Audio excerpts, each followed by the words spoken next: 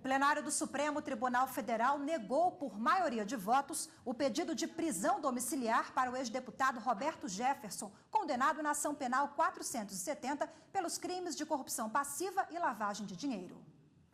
Ele pedia para cumprir a pena em regime domiciliar, alegando que no regime semiaberto ele não tem acesso à sua dieta especial e tratamento médico adequado. Jefferson diz que teve complicações de saúde e que por isso precisa ficar em casa. O ministro Luiz Roberto Barroso negou o pedido, embasado por um laudo médico que comprova que a doença não é grave. Este condenado terá cumprido 1/6 da pena no próximo dia 24 de abril de 2015.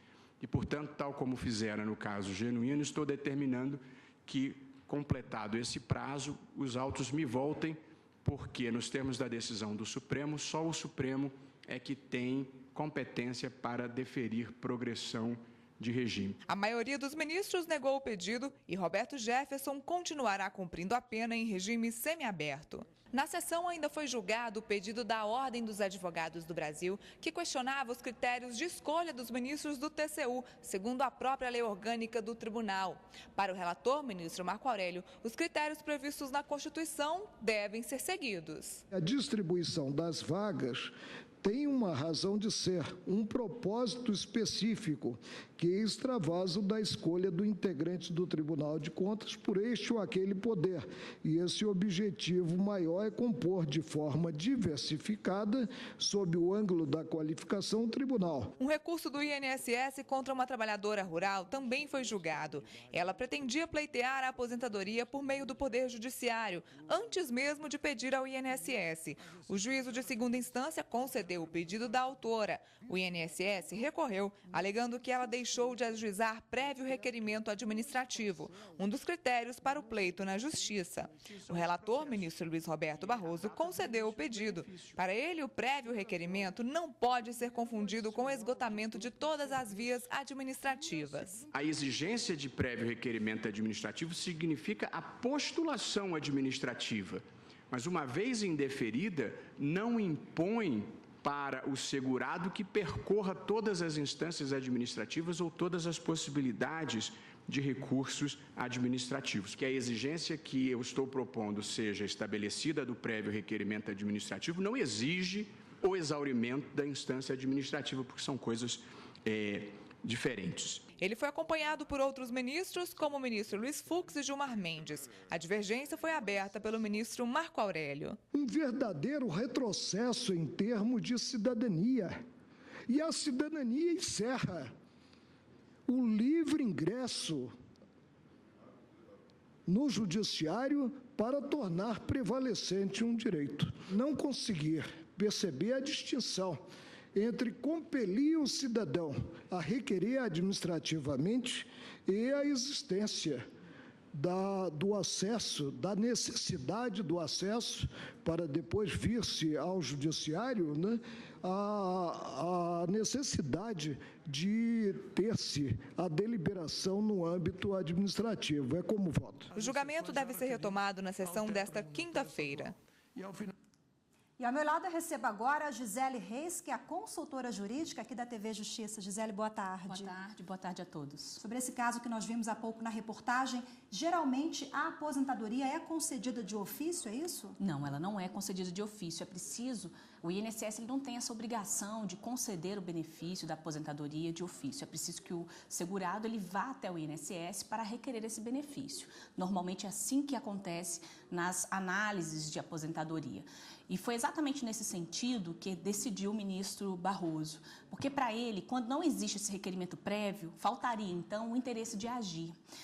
Quando nós ingressamos com uma ação, existem algumas condições que são analisadas, as condições da ação. E dentre esses requisitos, essas condições, está o interesse de agir, que nada mais é do que a análise da utilidade e da necessidade do processo. Ou seja, se aquele provimento jurisdicional ele vai ser útil para aquela pessoa que está requerendo e se o processo é a única forma efetivamente dela conseguir.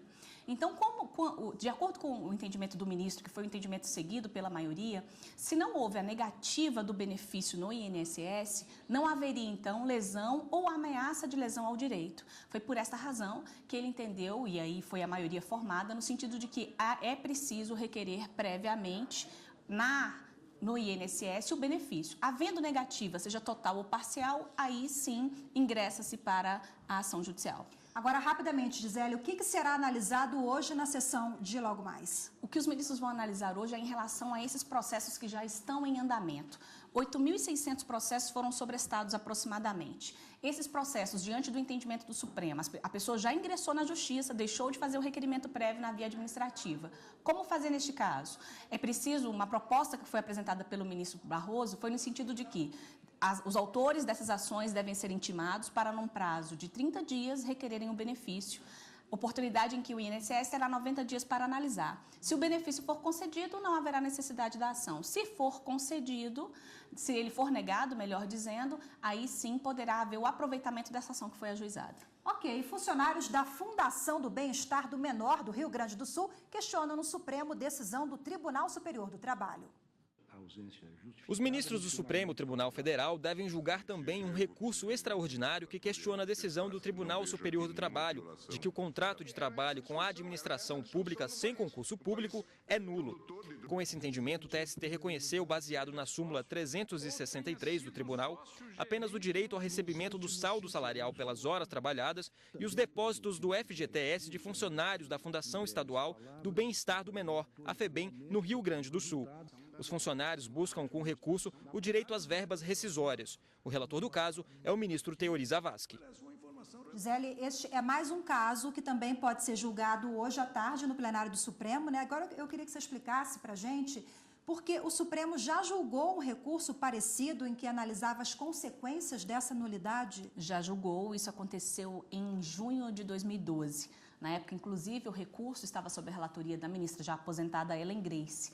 Na ocasião, também foi formada uma decisão por maioria, o que se discutia era, em razão da nulidade de um contrato de trabalho, da nulidade daquele que ingressou no serviço público sem observar a regra do concurso público, quais seriam então as consequências da declaração dessa nulidade?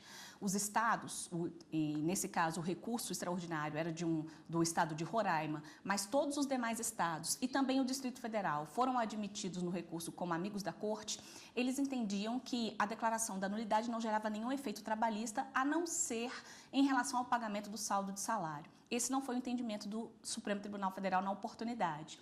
Na oportunidade, os ministros entenderam que havia o direito, como consequência dessa nulidade, o direito ao recebimento do FGTS. Agora, qual é o diferencial, então, do julgamento de hoje? O diferencial é que o que se busca agora são outras verbas rescisórias, como, por exemplo, aviso prévio, 13º salário, o direito a férias proporcionais e a multa de 40% do FGTS. Ok.